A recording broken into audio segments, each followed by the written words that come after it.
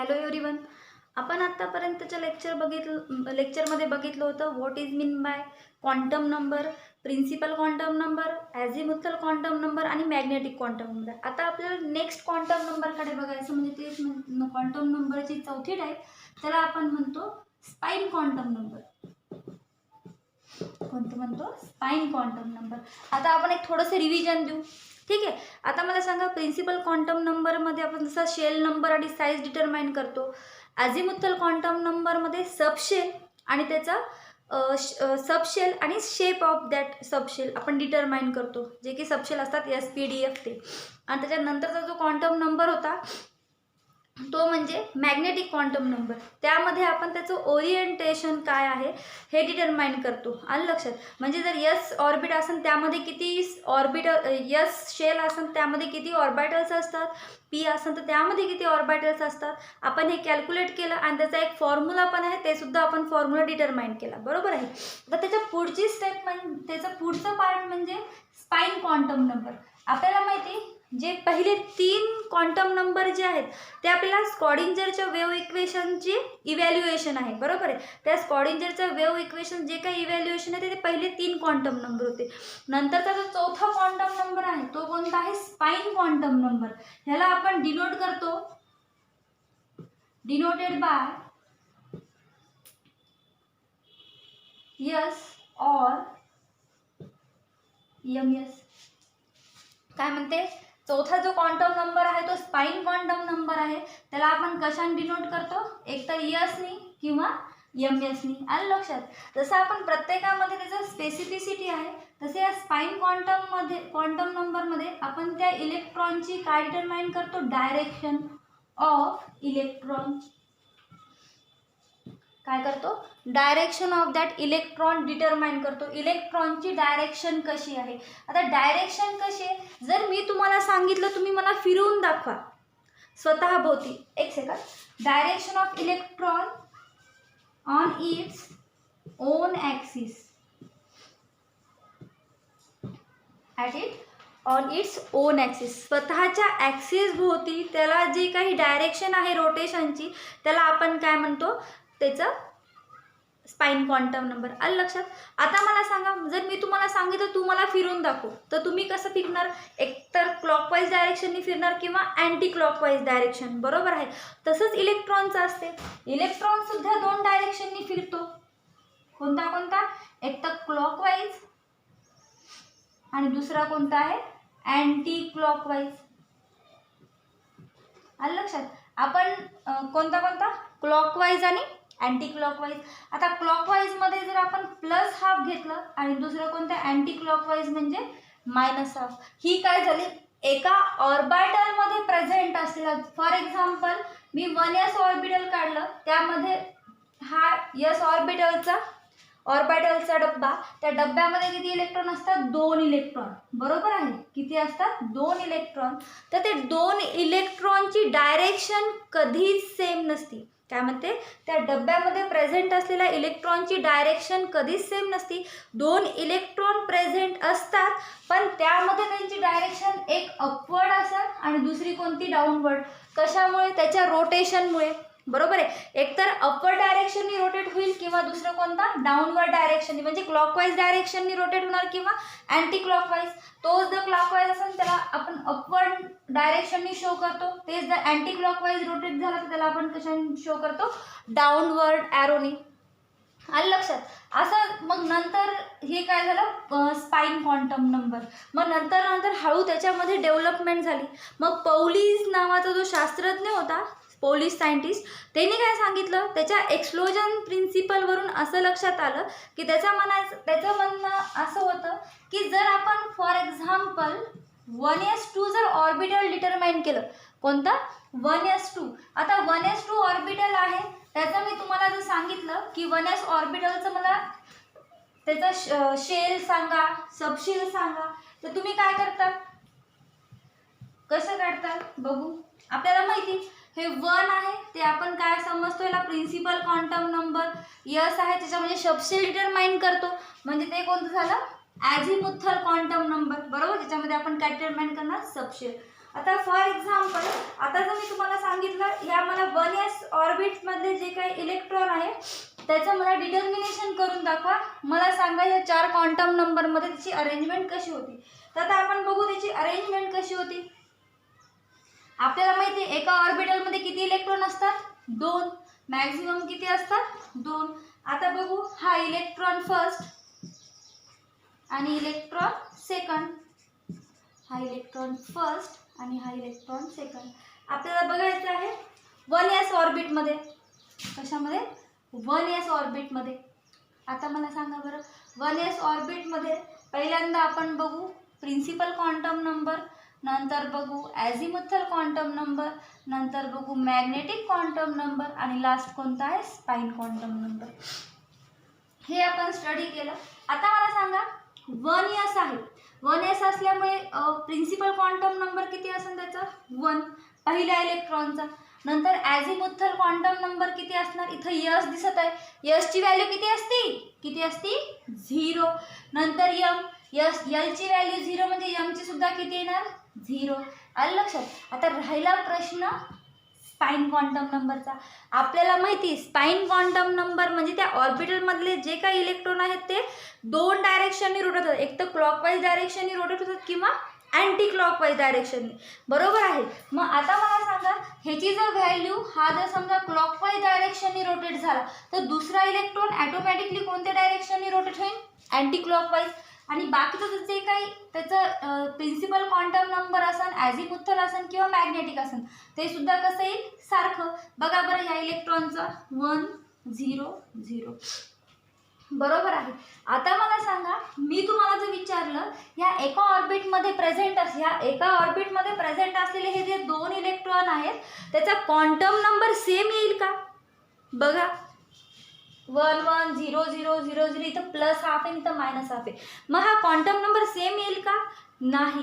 काय नाही कारण की ह्याचे पहिले 3 जरी म्हणजे प्रिन्सिपल ॲझिमुथल आणि मॅग्नेटिक क्वांटम नंबरच्या व्हॅल्यू जरी सारख्या आल्या तरी त्याचं स्पाइन क्वांटम नंबरची व्हॅल्यू नेहमी कशी येईल डिफरंट. डिफरंट. मग ती डिफरंट म्हणजे कशी येईल एक तर प्लस हाफ येईल किंवा मायनस हाफ. आलं लक्षात. म्हणजे जे पौलीज एक्सक्लुजन प्रिन्सिपल आहे त्यांनी असं सांगितलं की no two electron in a atom. काय सांगितलं no two electrons in a atom have the same set of 4 quantum number. लिहून घेऊ आपण. तिथपर्यंत आलं लक्षात. म्हणजे प्रत्येक ॲटम मध्ये जे काही इलेक्ट्रॉन प्रेझेंट आहेत. आता मला एक मिनिट ते पौलीज एक्सक्लुजन प्रिन्सिपल स्टार्ट करण्याच्या आधी मला तुम्ही एक शॉर्टमध्ये हे सांगून द्या तुम्हाला कळते का बघू आपण. ओके. आता हे principal quantum number azimuthal quantum number magnetic quantum number आणि स्पाइन क्वांटम नंबर आलं लक्षात. आणि एका आपल्या ऑर्बिटल्समध्ये मॅक्झिमम किती इलेक्ट्रॉन असतात 2 फिल करू शकतो आपण एका डब्यामध्ये. आलं लक्षात. आता मला सांगा जर यांची व्हॅल्यू 1 असेल तर याची व्हॅल्यू किती येणार याची व्हॅल्यू 0 म्हणजे कोणतं ऑर्बिटल यस. आणि एमची व्हॅल्यू किती येणार फक्त सिंगल डब्बा. बरोबर आहे. नंतर यांची व्हॅल्यू 2 असेल तर एलची व्हॅल्यू किती येणार 0,1. बरोबर आहे. नंतर एमची व्हॅल्यू किती येणार मग आपल्याला माहिती पी सबशेलमध्ये किती ऑर्बिटल्स असतात 3. एस सबशेलमध्ये किती ऑर्बिटल असतात सिंगल. आणि लक्षात. म्हणजे ह्यामध्ये किती इलेक्ट्रॉन प्रेझेंट आहे एक अपवर्ड डायरेक्शन एक डाऊनवर्ड. इथं एक अपवर्ड एक डाऊनवर्ड. इथं अपवर्ड इथं डाऊनवर्ड. प्रत्येक ठिकाणी एक अपवर्ड आणि एक downward so on continue.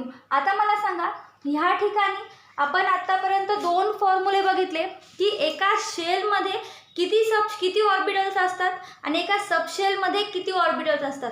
Video pause करून मला सांगा बरं तुम्ही की एका सबशेलमध्ये किती ऑर्बिटल असतात. एका नीट लक्षात घ्या सबशेलमध्ये किती ऑर्बिटल्स असतात त्यासाठी फॉर्म्युला कोणता आहे आपला 2l+1. बरोबर आहे. आणि एका पूर्ण शेलमध्ये किती ऑर्बिट्स असतात कशामध्ये शेलमध्ये किती ऑर्बिटल्स असतात त्यासाठी कोणता आहे फॉर्म्युला n². आता हे झाले ऑर्बिट्स. बरोबर आहे. आता जर मी तुम्हाला विचारलं की त्याच्यामध्ये नंबर ऑफ इलेक्ट्रॉन किती प्रेझेंट आहेत त्या प्रत्येक ऑर्बिटमध्ये नंबर ऑफ इलेक्ट्रॉन किती प्रेझेंट आहेत त्यासाठी कसा फॉर्म्युला असेल मग मला सांगा बरं. नंबर ऑफ इलेक्ट्रॉन म्हणजे एका ऑर्बिटमध्ये मॅक्झिमम किती इलेक्ट्रॉन फिल करू शकतो आपण, 2 फिल करू शकतो. म्हणजे ह्या एका डब्यामध्ये किती इलेक्ट्रॉन फिल करू शकतो, मॅक्झिमम 2 इलेक्ट्रॉन. बरोबर आहे. तर आता मला सांगा मग ह्या ठिकाणी नंबर ऑफ इलेक्ट्रॉन, आता इथं जर विचारलं मी n = 1 असेल तर ह्यामध्ये मॅक्झिमम इलेक्ट्रॉन किती राहतील, 2. किती राहतील, 2. आता इथं n ची व्हॅल्यू 2 आहे. ह्या ठिकाणी मॅक्झिमम इलेक्ट्रॉन किती राहतील, मोजा बरं. 1 2 3 4 5 6 7 8. आलं लक्षात. म्हणजे जेव्हा ऑर्बिटल असतील त्याला कशाने मल्टिप्लाय करायचं, 2 नी. काय करायचं, 2 नी मल्टिप्लाय करायचं. जेव्हा आपण त्याला 2 नी मल्टिप्लाय करू तेव्हा त्याच्यात आपल्याला कोणती व्हॅल्यू भेटेल, नंबर ऑफ इलेक्ट्रॉन. काय भेटेल, टोटल नंबर ऑफ इलेक्ट्रॉन. राहील लक्षात. कधी तुम्हाला हे 2 फॉर्म्युले लक्षात आहेत. बरोबर आहे. जर एखाद्या शेलमध्ये किती नंबर ऑफ ऑर्बिट आहेत, एखाद्या शेलमध्ये नंबर ऑफ ऑर्बिट आहे त्याचा फॉर्म्युला किती आहे, n². आणि एका सबशेलमध्ये नंबर ऑफ ऑर्बिट किती आहेत त्यासाठी फॉर्म्युला कोणता आहे, 2l+1. पण जर मी तुम्हाला विचारलं की त्यामध्ये नंबर ऑफ इलेक्ट्रॉन किती प्रेझेंट आहेत, काय म्हणणार, टोटल नंबर ऑफ इलेक्ट्रॉन किती प्रेझेंट आहेत, हे जर कॅल्क्युलेट करायचं असेल तर त्यासाठी तुम्हाला कोणता फॉर्म्युला बघा लागेल, जे काही त्याच्या ऑर्बिटलचा फॉर्म्युला आहे त्याला कितीने मल्टिप्लाय करायचं, 2 नी. म्हणजे जर समजा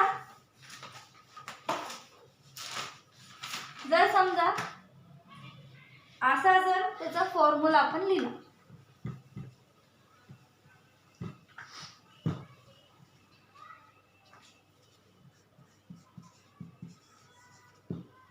number of electron present in a shell, त्याचा फॉर्म्युला काय, 2n².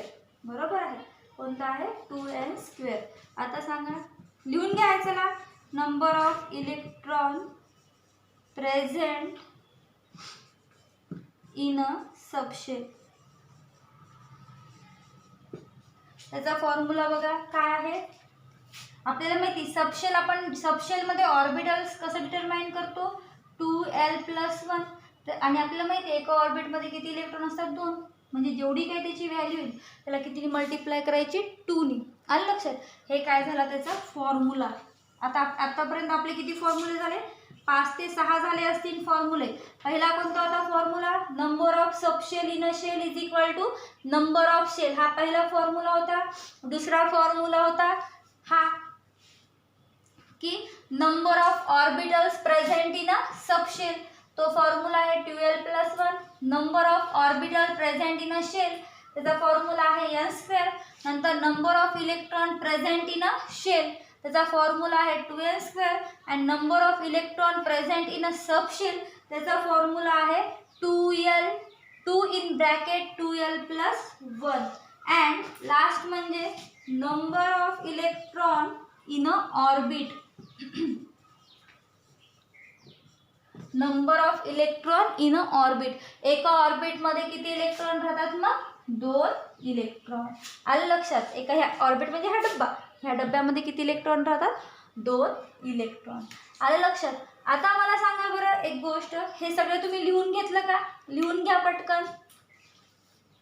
फॉर्म्युले सगळे एका ठिकाणी लिहून ठेवा, जेणेकरून जेव्हा आपण कॅल्क्युलेशन बघू तेव्हा तुम्हाला त्याचं काम पडणार आहे, किंवा हे फॉर्म्युले तुमच्या आतापर्यंत लक्षात राहिलेही असतील.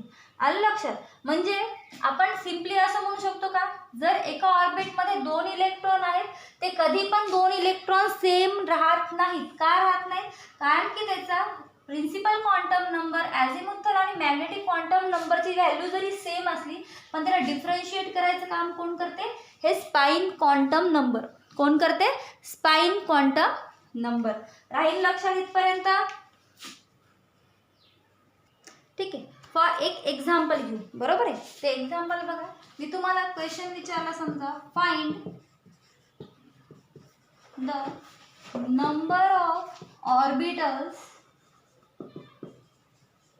present in n = 2. काय म्हणते, जर तुम्हाला असा क्वेश्चन विचारला, find the number of orbital present in n is equal to 2, जर n ची व्हॅल्यू 2 असेल तर त्या ठिकाणी नंबर ऑफ ऑर्बिटल्स किती प्रेझेंट आहेत. आता मला पटकन क्विक सांगा, त्यासाठी कोणता फॉर्म्युला लागणार आता. काय म्हणते, n म्हणजे काय डिनोट करतो आपण, शेल. बरोबर आहे, शेल नंबर.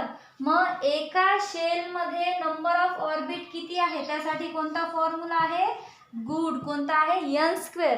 म्हणजे ह्याचा आन्सर किती येणार, n म्हणजे n ची व्हॅल्यू किती आहे 2, 2 चा वर्ग म्हणजे किती येणार 4. ह्याचा आन्सर किती येणार 4.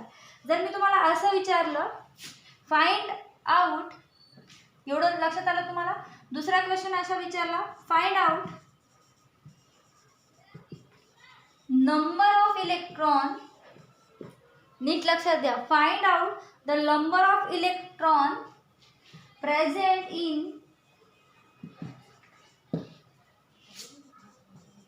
Third shell. तिसऱ्या शेल मध्ये नंबर ऑफ ऑर्बिट की नंबर ऑफ इलेक्ट्रॉन किती प्रेझेंट आहे. कसं आहे, मग काय करायचं, ह्या शेल मध्ये नंबर ऑफ इलेक्ट्रॉन किती प्रेझेंट आहे. कसं आहे, मग त्याचा फॉर्म्युला कसा आहे, number of electron present in a shell 2n². मग 2 ची व्हॅल्यू किती आहे, 2 × n ची व्हॅल्यू किती आहे, थर्ड शेल म्हणजे तिसरी, 3 चा वर्ग म्हणजे 2 × 9 इज इक्वल टू किती येणार 18. आणि ते तुम्हाला ऑलरेडी माहिती असेल की आपल्याला माहिती, पहिल्या शेलमध्ये 2 इलेक्ट्रॉन असतात, दुसऱ्यामध्ये मॅक्झिमम 8 असतात, नंतर 18 असतात, नंतर किती असतात 32, नंतर 50. हे कसं होणार, पुढे कंटिन्यू जाणार. आलं लक्षात. आता जर मी विचारलं, number find out the number of orbital present in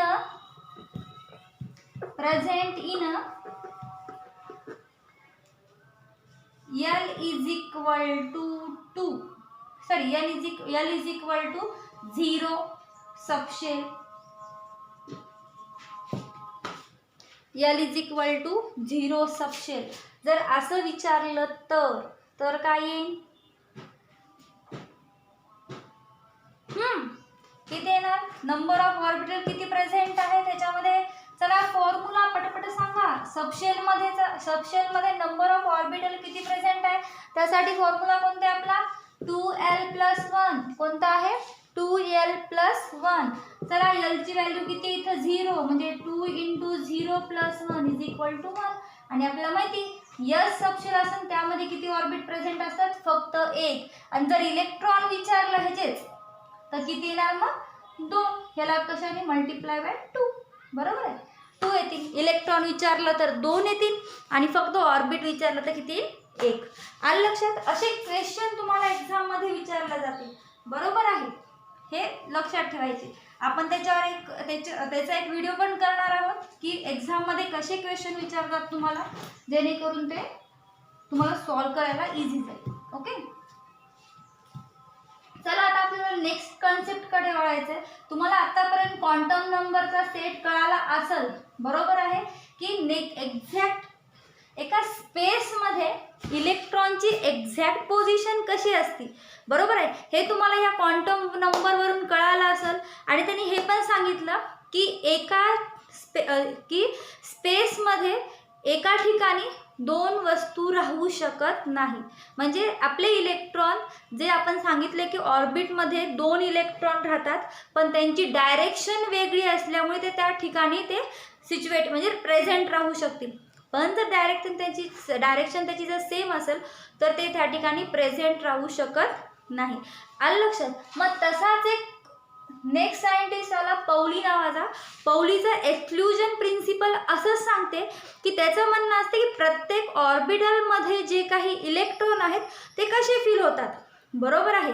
मग त्यांनी एक थेरी काढली. त्या थेरीचं नाव आहे बघा पौलीज एक्सक्लुजन प्रिन्सिपल. काय आहे, पौलीज एक्सक्लुजन प्रिन्सिपल.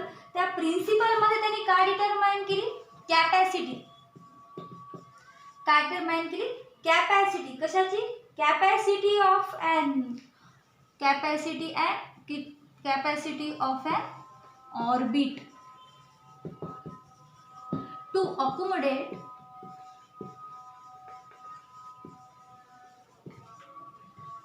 इलेक्ट्रॉन. काय करण्यासाठी, टू अकोमोडेट द इलेक्ट्रॉन. म्हणजे त्या पौलीज एक्सक्लुजन प्रिन्सिपलमध्ये त्यांनी अशी स्टडी केली. काय केली? काय डिटरमाइन केलं की एका ऑर्बिटमध्ये किती इलेक्ट्रॉन फिल होऊ शकतात, त्याची कॅपॅसिटी काय केली, त्यांनी स्टडी केली. मग ते कॅपॅसिटी स्टडी करत असताना त्यांनी एक प्रिन्सिपल डिफाईन केलं. ते प्रिन्सिपल असं आहे, no two electrons in an atom can have काय म्हणते, no 2 electrons in a atom can have the same set of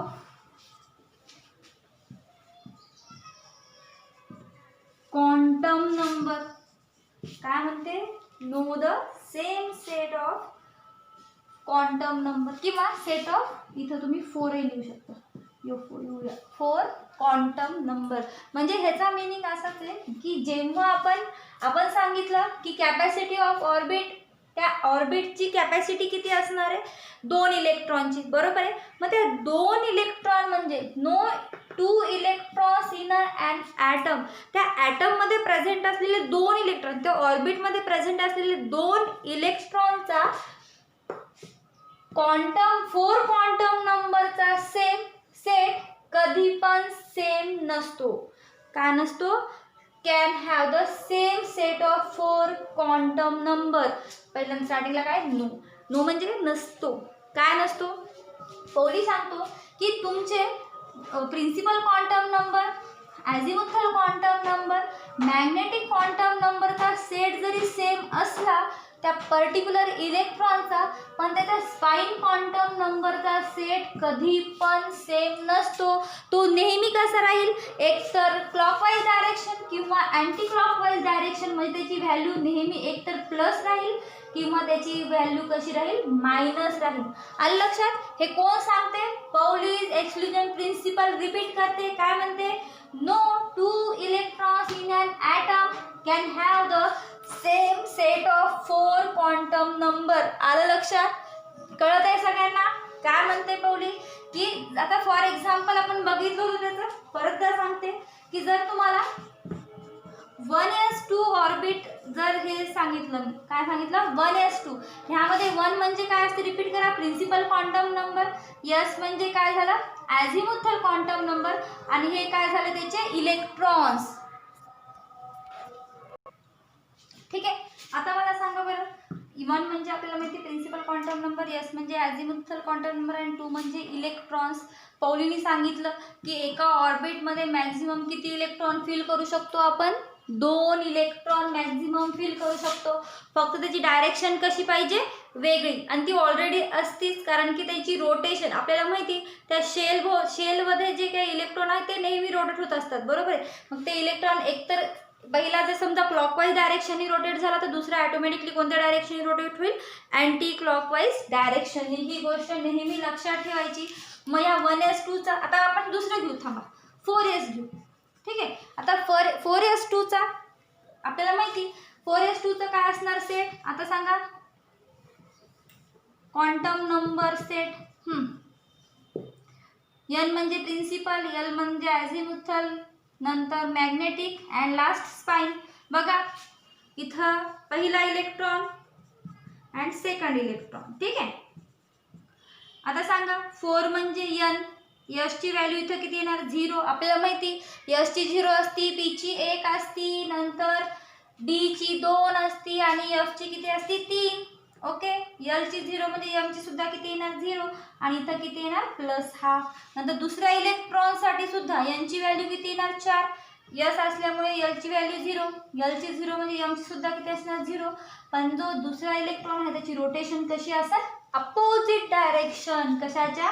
त्या इलेक्ट्रॉनच्या. हेच कोणी सांगितलं? मग जर आपण आता ह्याचा सेट बघितला तो सेट कसा दिसेल आपल्याला? ह्या इथपर्यंत सेम दिसेल, पण या स्पाइन क्वांटम नंबरमुळे ते कसे दिसतील? दोन वेगवेगळे सेट्स. आलं लक्षात? म्हणूनच ते काय म्हणते पाऊली की no two electrons in an atom can have the same set of 4 quantum number. कधीच तो 4 क्वांटम नंबरचा 4चा सेट कधीच सेम होत नाही. आलं लक्षात? आणि त्यांनी काय सांगितलं अजून एक हे क्लिअर केलं की एका ऑर्बिटमध्ये आपण मॅक्झिमम म्हणजे ह्या एका डब्यामध्ये आपण मॅक्झिमम किती इलेक्ट्रॉन फिल करू शकतो? मॅक्झिमम 2 इलेक्ट्रॉन फिल करू शकतो. हे कोणी सांगितलं? पौलीनी. आलं इथपर्यंत लक्षात? पौली एक्सक्लुजन प्रिन्सिपल सगळ्यांना एकदा रिपीट करायचं आहे. आय होप लक्षात आलं असेल. मग आता मला सांगा, या ऑर्बिटमध्ये 2 इलेक्ट्रॉन प्रेझेंट आहेत, बरोबर आहे? त्यांचे स्पाइन सुद्धा कसे आहेत? अपोजिट. या ऑर्बिटमध्ये 2 इलेक्ट्रॉन प्रेझेंट आहेत, त्याचे स्पाइन कसे आहेत? ऑर्बिट कसं आहे? सेम ऑर्बिट आहे, 2 इलेक्ट्रॉन आहेत, स्पाइन आहे अपोजिट, एक अपवर्ड डायरेक्शन आहे आणि दुसरं डाउनवर्ड डायरेक्शन. तर ह्या 2 इलेक्ट्रॉनच्या जे 2 इलेक्ट्रॉन त्या सेम ऑर्बिटमध्ये प्रेझेंट असतील त्याला आपण काय म्हणतो? Electron pair. काय म्हणतो? Electron pair. कशाला म्हणतो? जर एका सेम, आता बघा, एका सेम ऑर्बिट, हे झालं सेम ऑर्बिट, त्यामध्ये 2 इलेक्ट्रॉन प्रेझेंट आहे आणि त्याच्या जर अपोजिट स्पाइन असेल, एक अपवर्ड डायरेक्शनमध्ये असेल आणि दुसरा जर डाउनवर्ड डायरेक्शनमध्ये असेल, तर त्या इलेक्ट्रॉनला आपण काय म्हणतो? Electron pair. काय म्हणतो? Electron pair. हे सुद्धा कोणी सांगितलं? पौलीनी. कोणी सांगितलं? पौलीनी. आलं लक्षात? त्याची डेफिनेशन अशी आहे मग इलेक्ट्रॉन पेअरची, ती लिहून घ्या एकदा. इलेक्ट्रॉन पेअरची definition,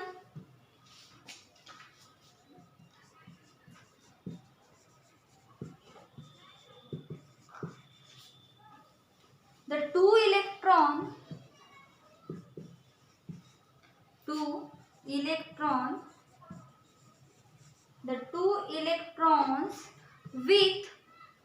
electrons with opposite spine